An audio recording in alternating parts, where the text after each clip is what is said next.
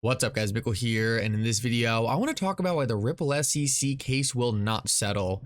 Now this is a view I did not have for a very long time. After studying a lot of previous SEC cases, I learned that almost 95% of SEC cases went to a settlement, so I figured this case would fall in line with all those other cases and this case would also end in a settlement.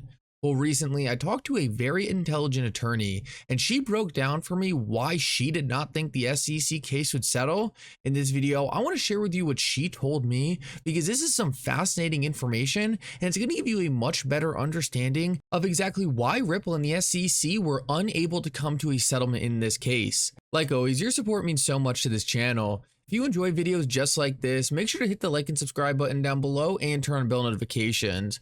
Also, if you ever need a good place to buy some XRP or the Flare token, make sure to check out my favorite exchange Uphold down in the description of this video. With that said though, let's jump right into it and I hope you guys enjoy the content. So I want to start this video out and quickly address a hilarious FUD piece that I still see floating around crypto Twitter, and that has to do with Ripple dumping XRP. I think this is one of the craziest narratives I have ever seen put out there because as Mickey B Fresh breaks down right here, even with Ripple putting XRP into the market, the inflation rate for XRP is only 5.4%. So the first thing we need to take away from this is almost all the major cryptocurrencies out there have some kind of inflation mechanism, and XRP is right in line with those. The other thing we need to understand is technically it's really not even inflation for XRP because at the end of the day, there's only ever going to be 100 billion XRP. Ripple is putting new XRP into the market, but eventually that XRP is going to run out. So it's really important to understand that a lot of these people who give Ripple all this crap for putting their XRP onto the secondary market are holding Ethereum, and that has an infinite supply. It just keeps on inflating into oblivion. At least with XRP, we know there's only going to be 100 billion. And we also know that when we bought XRP, we knew Ripple was going to be selling XRP onto the market. I think it's so funny that people outside the XRP community try to paint this as some evil thing. At the end of the day, when Ripple is selling their XRP, the profits are going into building the ecosystem. They are working on more validators. They are helping fund different projects. They are giving out grants, and they are doing things to upgrade the XRP ledger. When Bitcoin and Ethereum miners dump onto the market, they're just doing it for profit. They're just doing it to make a quick buck. And I think it's so funny that all these people who aren't invested in XRP have all these problems with Ripple, but can't see that the same exact thing is happening, only worse, in the blockchains they own. The real reason I want to address this is because I think it's really important that when you see narratives like this, you need to understand that these people are just talking their own book. What they're saying doesn't actually make any sense, and they are such hypocrites they won't even look at the same exact thing happening on the protocols they own. And the last point I want to make here before I move on, whenever people like this attack the XRP ledger, whenever people like this attack Ripple, they are always going to attack Ripple and XRP from talking points from 2013, 2012, 2014. They never want to talk about what's happening today because at the end of the day today, the XRP ledger is getting more institutional and wide stream adoption than any other cryptocurrency out there. Ripple is currently smacking around the SEC in court, and Ripple's going to make XRP the first cryptocurrency with certain clarity in the United States market. This is none of the stuff these people want to talk about. They want to focus on how they didn't like the way Ripple distributed XRP back in 2013 because it's the only thing they can point to for something they think they can make a narrative around. If they try to make a narrative around anything today, they will fall on their face, and that's why they resort to these talking points that have been disproven for years on end. But guys, they're just going to miss out, and I just think it's important that the XRP community doesn't get trapped in anything like this. So now I want to move on and talk about some information that was given to me about why the Ripple SEC case hasn't settled and why it won't settle in the future. And I thought it was really interesting. Now, the person who gave me this information is a very well-respected attorney, and I thought what they were saying made a ton of sense. Now, I want to start off and just break something down because a lot of people are saying that the reason this case hasn't settled is because Ripple is fighting for all of crypto. We had a statement from Stuart Alderati just a couple weeks ago, and it said, "It is more heroic to actively support justice for all and suffer the punishment than to strike a deal with a corrupt authority for the sake of personal comfort and gain." So right here, Stuart Alderoty is essentially saying it makes a lot more sense for Ripple to fight for all of crypto because it's the right thing to do. We're not going to go make a deal with the SEC who is attacking this industry. That wouldn't be right. Ripple wants to do the right thing. Ripple not only wants to get clarity for XRP, they want to fight the SEC tooth and nail so the rest of the cryptocurrency industry can use whatever outcome Ripple gets and use whatever arguments Ripple brought to the table in their own fights against the SEC. Now, I do think there is a lot of truth to this, but I think we need to point out something very important. Just a couple months ago, Stuart Alderoty was actually on a CoinDesk interview, and in that interview, he specifically said if the SEC is willing to come out and give XRP clarity, this case settles tomorrow. Now, I think that is in stark contrast to what he's saying here, and I want to point out why that might have happened. So I think we need to understand that Ripple's strategy for fighting the SEC has changed throughout this entire case. If the SEC would have offered Ripple a settlement the day after they sued them and said, okay, you know what, we messed up, XRP's not a security, just pay this fine and we could move on, I think Ripple would have taken that.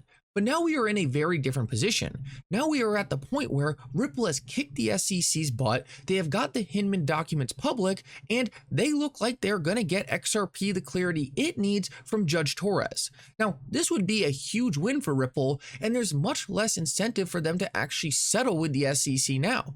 The fact of the matter is, this case is almost over. The SEC has clearly shown even if they were to offer a settlement, it probably wouldn't be in good faith, so at this point, why even bother? At this point, why even give the SEC what they want, which might be a settlement? Let's just make Judge Torres drop the hammer on them. So I think that's some important points to look at, but there's something else critical here that everyone needs to understand. The SEC still thinks they have a chance in this case. Now, the SEC does not think they have a chance of calling XRP a security. That is never going to happen. But what the SEC does still think they have a chance on is forcing Ripple to register future sales with the SEC. So if Ripple ever wanted to sell XRP in the future for a profit again or to raise money, anything outside of utility like ODL, then Ripple would have to register those sales for the SEC. So why would the SEC be so stuck on this happening? Well, Ripple is likely going to be in $1 trillion company one day. Ripple is likely going to be selling hundreds of billions of dollars worth of XRP 10 to 15 years in the future.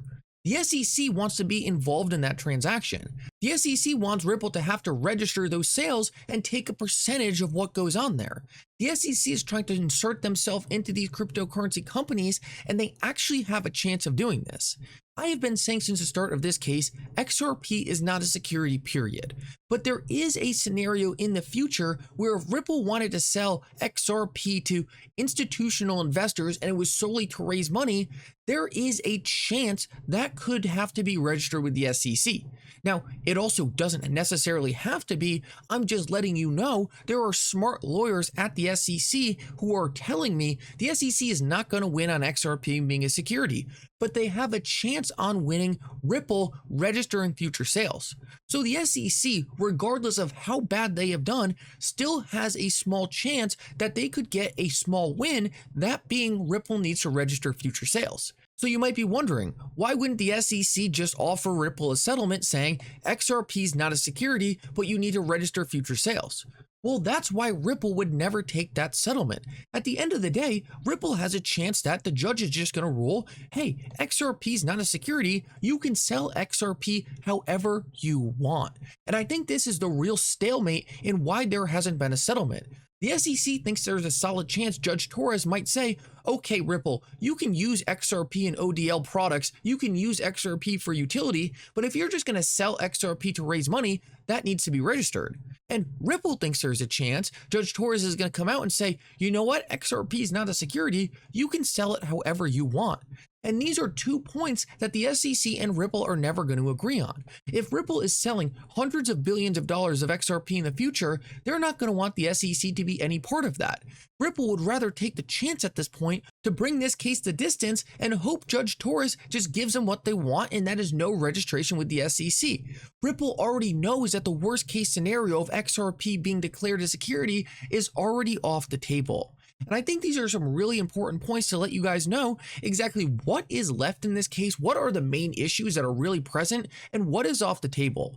I think there still is a battle going on in this case between whether or not Ripple is going to have to register future sales for profit, future sales for fundraising. But I think the important thing is that Ripple likely knows at this point XRP itself being declared a security is off the table. And I want to talk about one last thing that John Deaton just put on Twitter. It kind of relates to what we were just talking about, but this is just straight up fascinating. And it's that Ripple never asked Judge Torres to dismiss the SEC's case. The SEC made absurd claims that XRP itself was a security, but Ripple never even filed a motion for Judge Torres to throw out the case. Now, this is something Ripple could have done. So we need to ask ourselves, why didn't Ripple ask for a motion to dismiss? And I think the reason for that is Ripple always knew they needed this case.